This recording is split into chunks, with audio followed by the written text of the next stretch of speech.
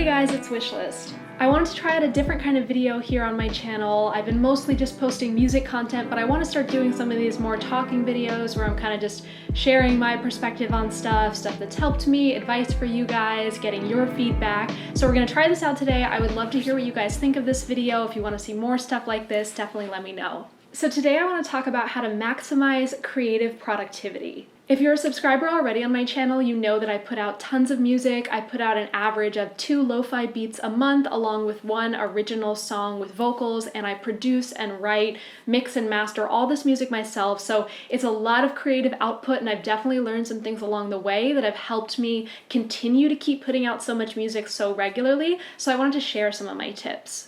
My first tip is to create a schedule. Now, it's impossible to really schedule when you're going to feel the most creative, and we will get into that, but I will say that creating some sort of schedule, even if it's kind of loose, really helps keep me on track. If I was just kind of letting everything go by my feeling, a lot of things wouldn't get finished, because a lot of times we have to kind of get ourselves motivated to make that final call, say, okay, this mix down is done, okay, I'm gonna ship this song off to Spotify, whatever it is. It can be really hard to do those final steps, and even feeling that deadline approaching, it can sometimes be hard to keep up. So creating a schedule for yourself is a great way to keep yourself on task and make sure that you really follow things through, because the creative process can be kind of demoralizing at times. It's not uncommon to get down on ourselves about our work, or maybe we start an idea and we feel really creative and into it, but as we get to the 75% mark, we're kind of stuck and we don't know where to go. So creating a schedule and also deadlines is what helps kind of make sure that you actually see your ideas through to completion. It's very easy to abandon your idea when you get to, that kind of final push. So for me, making a schedule is what really makes sure, okay, I gotta make sure this song is done by this day because I gotta ship it out for this, to release it for this. So creating a schedule not only for the deadlines or when you wanna have the song or the project finished, but also little benchmarks can help too. So like knowing if it's a song that I'm writing, for example, knowing when I wanna have the second verse written by, and then I kind of have that deadline floating in my calendar, and I can think, oh, today I'm feeling really creative. Maybe I'll write that second verse. I don't have to finish it till Saturday in my calendar, but today I'm feeling creative, so I'm going to take that initiative and make sure it's done before Saturday.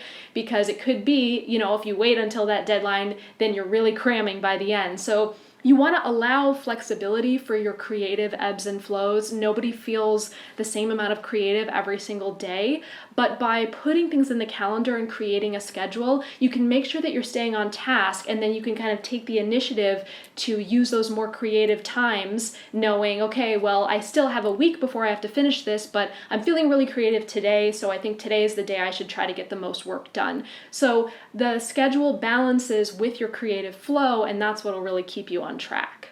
Another thing that really helps me stay creative is keeping a clean space. Now, I'm not the best at this, to be honest. I tend to be someone where when I'm having a lot of ideas, I just kind of, nothing else matters. So I create quite a few messes when I'm usually writing or working on stuff, especially because I'm, trying to stay hydrated, or I'm writing things down, and before I know it, there's just stuff all over the place. So I won't say that I'm a super neat person, but I will say if I have a day where I know I want to write a bunch of stuff, maybe from scratch, I will make sure to clean my desk and clean my space as much as I can before I start, because you'll be amazed at the effect on your creativity and just your overall flow of your mind and thoughts when your space is cleaned up. So a lot of times the first step for me spending a couple of hours or a day working on something creative is cleaning everything up so that I know I'm going to be in the best creative space to see my ideas through.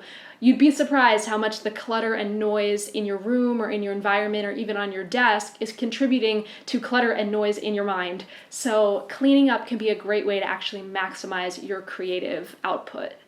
Another tip is always be writing down ideas. Like I said earlier about creativity, we never know when creativity is going to strike, when we're going to feel the most creative. So it's good to have handy on your phone a way that you can either do a voice memo, if it's like a melodic idea that you want to sing, or a melody with your voice, you can throw it into a voice memo wherever you are, or you can just be writing down notes if it's lyrics, concepts.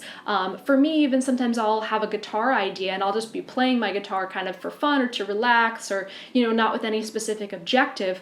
And then I'll come up with a set of chords that I really want to use for something. So I'll make sure, even if I'm not in the mode to be opening up my DAW and really working on music, that I at least make a voice memo or I write down what the chords are, so that when I am in that more work-focused space, I can then tap into this reserve of creative ideas. So don't hesitate to write down your ideas when you have them. It'll make it much easier if you go down to work on something creative and you're kind of like, where do I begin? You'll have your notes, your voice memos, whatever it is to get you started. Another thing that's really important for creative output is to stay inspired. Now, everybody does this differently. We all find inspiration in different things, so there's no one size fits all here, but I'm sure you know the things that inspire you, because we can feel it when we're inspired. We feel it in our heart, we feel it in our brain of thinking of the things that we want to do. So make sure that you're working in time regularly in your life to get inspired. For me personally, it doesn't come from listening to other music. I don't tend to get inspired directly by music that is like mine, but I get inspired by other things. Some of you guys know that I'm super into astrology and kind of more spiritual things. That stuff can be very inspiring for me. Some people like to do visual art, like drawing. I've always been super into photography, and that's something I've always done as a creative outlet. Some people like to watch a really great movie. Whatever it is, make sure that you're keeping a little bit of time in your regular schedule for just getting inspired, because you'd be amazed at how much that stuff really feeds your creative mind, even if it doesn't seem like it in the moment. Another thing can just be meaningful conversations with friends, connecting with other people, maybe putting yourself in someone else's shoes can give you a new emotional experience that might help color your next creative project. So keep your mind and your heart open to creative inspiration, and then you'll always have a well of ideas that you can draw from. And my last tip is to write down the steps you need to do to finish your project. So this sounds obvious, but a lot of times if you write music or you're used to working on music, we tend to kind of have our own organic flow that we just do. We sit down, we start working on it, it starts to develop, it needs more work, and then we kind of have all these ideas buzzing in our mind of the things we still need to do to finish the track or the song. But for me, it's really helpful, especially because I put out so much music. I've got these deadlines that I set for myself, that I actually make a list. I use Google Docs. You can do it any way you want. I make a list of the things I need to do before a song is finished. So sometimes it'll be like, mixing the guitar a little bit more, or even sometimes I'll put down specific mix notes. If I'm not working on it, but I'm listening to my mix, I'll say, I need to roll the highs off of this at this section, or, I want to make sure that I EQ this out of the vocal, whatever it is. Making those very specific bullet points for yourself to help you close in on finishing can really make a big difference, because like I said, finishing a song, finishing a track is definitely the hardest part, and it's easy to get kind of caught up in just getting distracted by little things that our ears are noticing. So if we can make those specific notes, what do I need to do to call this finish? It makes it a lot easier to cross those things off, do them one at a time, and say, okay, I did my list. I think my song is finished, because finishing is so difficult. So making those notes can make a big difference.